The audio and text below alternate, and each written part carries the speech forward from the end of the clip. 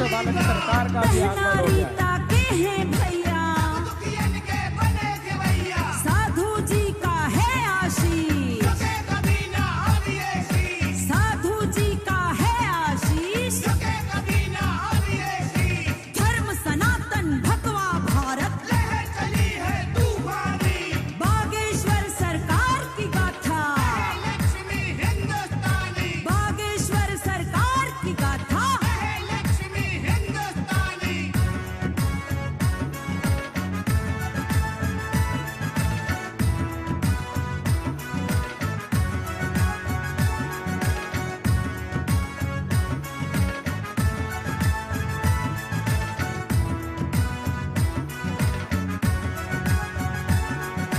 शस्त्र है हिंदू, शास्त्र है हिंदू, सनातनी ललकार है हिंदू, जाति पाति का भेद नहीं हम, तेजधार तलवार है हिंदू। जब देखो उंगली उठती। कार्यक्रम को बहुत अच्छा मंचन किया, बहुत रंग भरा, बहुत जोश के साथ पूछा और उसमें बहुत सी नई चीजें निकल कर आई थी। उस कार्यक्रम के लिए हम आपको पहले बता दें 8 लोगों को कि उस कार्यक्रम में 2 चीजें जो बहुत अच्छी निकली थी जो सबके लिए बतानी होगी।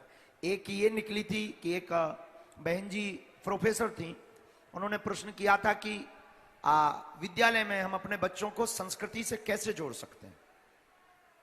तो उसका उत्तर भी बालाजी की प्रेरणा से बहुत अच्छा सुझाव था कि विद्यालयों में प्रतिदिन 30 मिनट अथवा 30 मिनट नहीं हो पाता, ऐसी कोई आपका प्रोटोकॉल है तो महीने में एक बार स्पिरिचुअल गुरु के द्वारा 3 घंटे का एक कार्यक्रम अगर विद्यालयों में रखा जाए तो हमारे बच्चे संस्कृति और संस्कार के बारे में जान पाएंगे।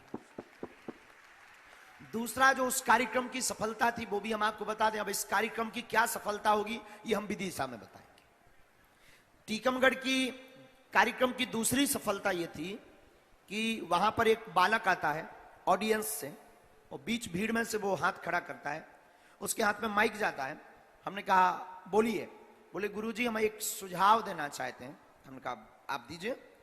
सुझाव वो इतना प्यारा है कि मतलब उस बात को हम अभी भी भूल नहीं पाए और वो चित्रण हमारे मन मस्तिष्क में अभी भी स्थापित है। वो सुझाव ये था कि जिस प्रकार अन्य मजहबों के लोग, पंथ के लोग अपने धर्म की शिक्षा के लिए एक अलग व्यवस्था, एक गुरु होते हैं उनके, जिन्हें वो एक नाम देते हैं अलग से, उसके द्वारा शिक्षा दिलवाते हैं जिससे उनके बच्चे चाह करके भी अपने धर्म से बाहर नहीं हो पाते। पर अपने धर्म में ऐसा नहीं है। तो उसका सुझाव था कि मंदिरों के पुजारी अगर मंगल शनिवार अपने घर पर, अपने मंदिर में बैठकर छोटे छोटे बच्चों को अगर सनातन धर्म की शिक्षा देने लगे तो हमें लगता है हमारे बच्चों में वह सनातन का बीज डल सकता है। यह उस कार्यक्रम की दूसरी सबसे बड़ी उपलब्धि थी। उस कार्यक्रम में एक मजेदार ट्विस्ट ये था कि एक मुस्लिम समाज से आए थे और प्रायः बहुत से भारत के जो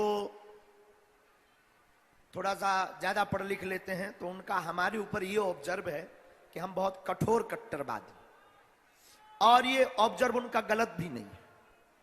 बाप को बाप कहना अगर कट्टरता है तो ये हम कायम रखना चाहते हैं।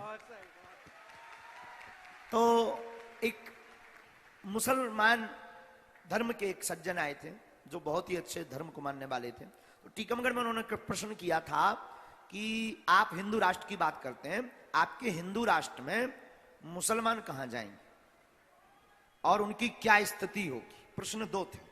उत्तर भी बहुत प्यारा था कि मुसलमानों को देश छोड़ने की आवश्यकता नहीं है, हमारे हिंदू राष्ट्र में सबको छाया मिलेगी। अब भाई किसी को अगर प्रॉब्लम हो तो वीजा का थोड़ा सपोर्ट हम कर सकते हैं, अगर किसी को प्रॉब्लम। फिर उन्होंने कहा कि आपके हिंदू राष्ट्र की कल्पना में, हमने कहा कल्पना नहीं होगा। उन्होंने कहा कि क्या स्थिति होगी, तो हमने कहा जो पाकिस्तान में हिंदुओं की स्थिति है वो भारत में मुसलमानों की।